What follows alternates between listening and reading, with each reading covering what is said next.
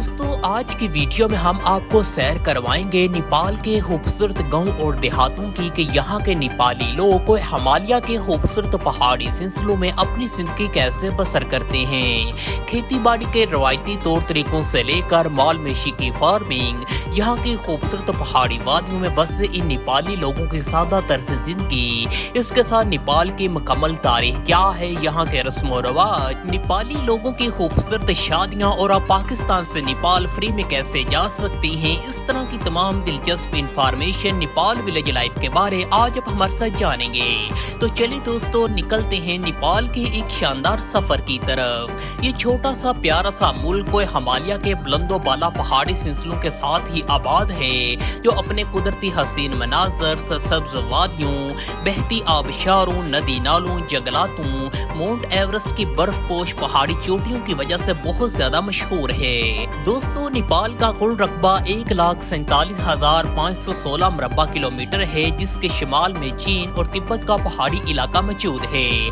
जबकि नेपाल के मशरक, मगरब और जनूब में इसका बॉर्डर भारत के साथ लगता है। नेपाल आज के दौर में वाहिद ऐसा मुल्क है जहां आप देहाती जिंदगी को करीब से महसूस कर सकते हैं। यहाँ अक्सर गाँव और देहातों में लोग बिजली और इंटरनेट के बगैर अपनी जिंदगी बसर करते हैं। मुल्क की 80% आबादी आज भी यहाँ के दही इलाकों में आबाद है। यहाँ कोई हिमालय के बुलंदो बाला पहाड़ी सिलसिलों में ये नेपाली लोग पिछले कई हजारों सालों से ही यहाँ आबाद हैं, जो इन बर्फपोश पहाड़ी चोटियों में माल मवेशी, भेड़ बकरियों और खेती बाड़ी के सहारे यहाँ अपना गुजर बसर करते हैं। दोस्तों नेपाली गाँव ज्यादातर पहाड़ों की ढलवानों पर ही बसाए गए हैं, जहाँ इनके घर पत्थर, मट्टी, गारे और लकड़ी से ही तामीर किए जाते हैं। यहाँ ज्यादातर घर इंतहाई सादा लेकिन साफ सुथरे होते हैं।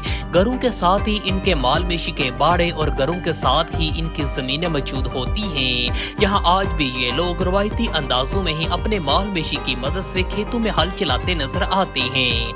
ट्रैक्टर और दूसरे जरी मशीनरी आला यहाँ बहुत कम तादाद में देखने को मिलते हैं। नेपाली लोग इंतहाई मेहनत के साथ खेती बाड़ी जैसे कामों में ही अपना ज्यादातर वक्त सर्फ कर देते हैं। नेपाल में बारिशें क्योंकि बहुत ज्यादा होती हैं, जिसकी वजह से यहाँ चावलों की फसल साल में 3 बार काश्त की जाती है। दोस्तों नेपाल में चावलों की काश्तकारी के साथ साथ यहाँ मकई, जवार, बाजरा, सरसों और दालें वगैरह भी काश्त की जाती हैं, जबकि नेपाल के कुछ बलाई पहाड़ी इलाकों में फल फ्रूट जात के बागात भी यहाँ कसीर तादाद में पाए जाते हैं। दोस्तों काठमांडू नेपाल का दारुल हुकूमत सिटी है, जो नेपाल के वस्ती हिस्से में आबाद है, जिसको काठमांडू वैली भी कहा जाता है। ये वादी चारों अतराफ से कोई हिमालय के पहाड़ी इलाकों में घिरी हुई है। ये शहर सतह समंदर से 4600 फीट की बुलंदी पर वाक़ई है। इसी काठमांडू शहर में नेपाल का इंटरनेशनल काठमांडू एयरपोर्ट भी मौजूद है। काठमांडू को मंदिरों का शहर भी कहा जाता है, जहां सैकड़ों हिंदू और बुद्ध मत मजहब के मानने वालों के मंदिर मौजूद हैं। पूरे अर्ज पर यह शहर 3000 साल पुराना है। यहाँ बुद्ध मत मजहब के बानी गौतम बुद्ध का जन्म भी हुआ था। काठमांडू की इस सरजमीन पर आज भी लाखों की तादाद में नेपाली लोग आबाद हैं, जहां ये नेपाली लोग दस्तकारी के साथ साथ कलीने, शाले, लोहे, मट्टी और पीतल के बर्तन बनाने में भी काफी महारत रखते हैं। इस शहर में बेशुमार आसारे कदीमा और कदीम तहजीबों के असरात भी देखने को मिलते हैं, जिनके फन्ने तामीर में पृथ्वीराज से लेकर कदीम हिंदू और बुद्ध मत के फन्ने तामीर के शाहकार भी देखने को मिलते हैं। नेपाल के इस काठमांडू शहर के साथ साथ पोखरा, बख्तापुर, बैरात नगर, पालगंज, दहारन और सहारन का शुमार भी नेपाल के बड़े शहरों में होता है। यहाँ जिंदगी की रफ्तार इंतहाई तेज और भीड़ भाड़ से बड़ी पड़ी है।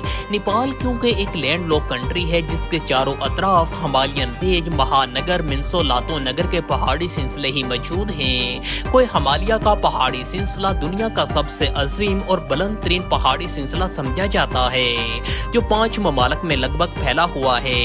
इस हिमालयन रेंज का कुछ हिस्सा पाकिस्तान, भूटान, चीन, तिब्बत और इंडिया के साथ भी लगता है। कोई हिमालय की इन बर्फपोश चोटियों का नजारा देखने के लायक होता है, जो सतह समंदर से लगभग 29,000 फीट की बुलंदी पर वाक़ई है। दोस्तों इस हिमालयन रेंज में माउंट एवरेस्ट की चोटी ही सबसे ज्यादा मशहूर है, जिसको सर करने हर साल हजारों की तादाद में गैर मुल्की माउंट क्लाइंबर हजरात इस बर्फीली चोटी का रुख करने नेपाल का रुख करते हैं। दोस्तों کہا جاتا ہے کہ ہزاروں سال پہلے اس ہمالین رینج کے پہاڑی علاقوں میں یہ نیپالی باشندے یہاں آ کر آباد ہوئے تھے، جو ان پہاڑی علاقوں میں بھیڑ بکریاں پال کر اناج اگا کر یہاں اپنا گزر بسر کیا کرتے تھے، اور یہ لوگ تب کے دور میں مقامی پہاڑی چرواہے بھی کہلایا کرتے تھے۔ آج بھی اکثر ان خوبصورت بلند و بالا پہاڑی علاقوں میں یہاں خوبصورت پہاڑی وادیاں آباد ہیں۔ یہاں یہ نیپالی لوگ اپنی زندگی 100 سالہ پرانے روایتی طریقوں سے ہی یہاں بسر کرتے ہیں، جن کی زندگی انتہائی سادہ لیکن سکون بھری ہے۔ یہاں یہ لوگ مال بیچوں کے ساتھ ساتھ دستکاری میں بھی اچھی مہارت رکھتے ہیں۔ دوستو، نیپال ایک پہاڑی ملک ہونے کے ساتھ ساتھ سرسبز جنگلات سے بھی بڑا پڑا ہے، جس کا ملکی 44% حصہ چیتوان، ساگرا ماتھا، بردیا اور لانگا تانگا کے قدیم جنگلات سے بھرا پڑا ہے۔ اکثر نیپالی دیہاتی لوگ یہاں صدیوں سے جنگلی شہد کی مکھیاں بھی پالتے ہیں، اور ان بلند و بالا پہاڑی جنگلات میں یہ لوگ خالص جنگلی شہد بھی حاصل کرتے ہیں۔ نیپال کے اکثر ان دیہاتی جنگلی علاقوں میں یہ لوگ یہاں اسی پیشے کے ساتھ وابستہ ہے۔ یہ پیشہ ان لوگوں کے لیے کافی منافع بخش بھی سمجھا جاتا ہے۔ دوستو، اب ہم آپ کو نیپال کی مکمل تاریخ کے بارے میں بھی بتاتے ہیں، اور اس ویڈیو کے آخری حصے میں نیپالی لوگوں کی شادیاں اور آپ پاکستان سے نیپال کیسے جا سکتے ہیں، اس کے بارے میں بھی آپ کو آگاہی فراہم کی جائے گی۔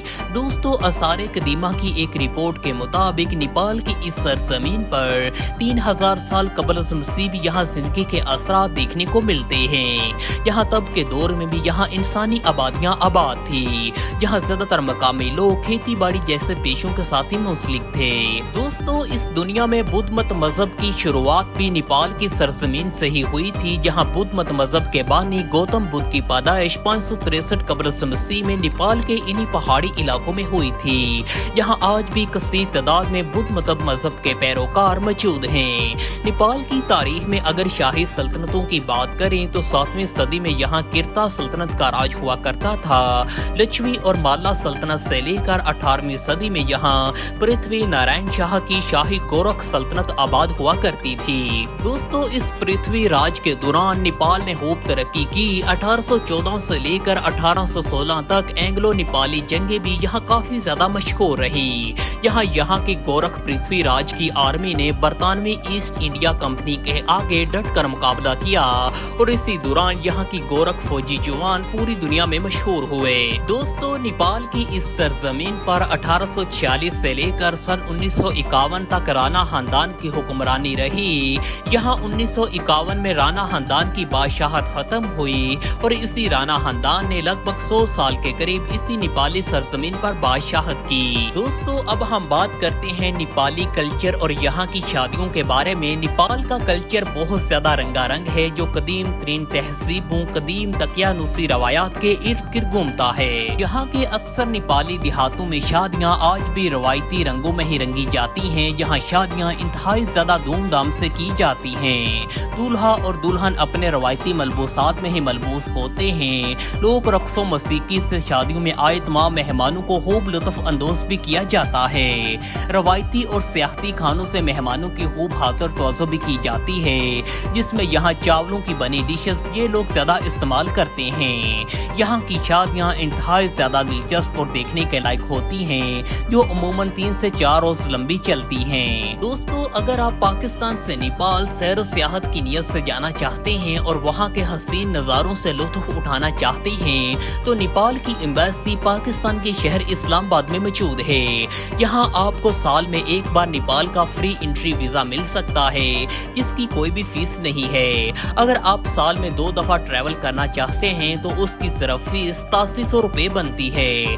دوستو، آپ کو آسانی کے ساتھ نیپال کا ویزا مل سکتا ہے، اور آپ پاکستان سے نیپال جا کر وہاں کے حسین نظاروں سے لطف اٹھا سکتے ہیں۔ دوستو، ہمیں امید ہے travel to Nepal village life آج کی ویڈیو آپ کو بہت زیادہ پسند آئی ہوگی۔ اس ویڈیو کو زیادہ سے زیادہ لائک اور شیئر کریں۔ اس طرح کی مزید انفارمیٹیو سیر و سیاحت کی ویڈیوز دیکھنے کے لیے ہمارے اس چینل بلال ٹی وی کو بھی لازمی سبسکرائب کریں۔